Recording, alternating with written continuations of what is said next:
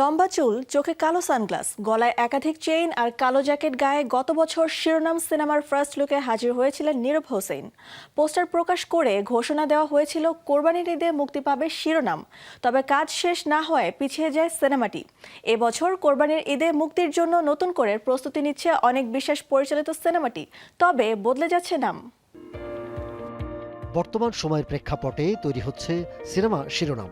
উঠে আসবে সমসাময়িক অনেক বিষয়। এতে নীরব অভিনয় করছেন ইব্রাহিম চরিত্রে।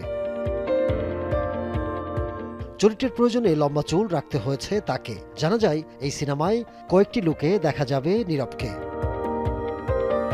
সিনেমায় আরও অভিনয় করছেন সালাউদ্দিন লাবলু, শতাব্দী ওয়াদুদ, কচি খন্দকার, ফারজানা ছবি, দিলরুবা দোয়েল সহ অনেকে।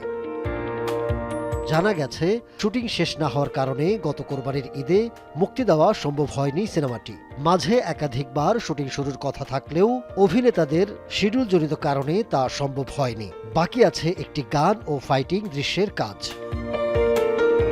আগামী সপ্তাহে টানা কাজ করে শেষ হবে এসবের শুটিং। তবে এবার নতুন নামে মুক্তি পাবে সিনেমাটি। এখনই সেই নাম প্রকাশ করতে চায় না টিম। নতুন পোস্টার প্রকাশ করে দ্রুতই আনুষ্ঠানিকভাবে ঘোষণা করা হবে সিনেমার নাম।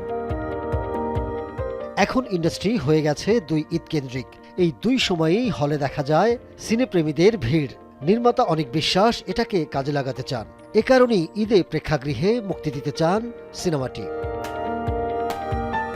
Ahmed Tauquir, showbiz tonight.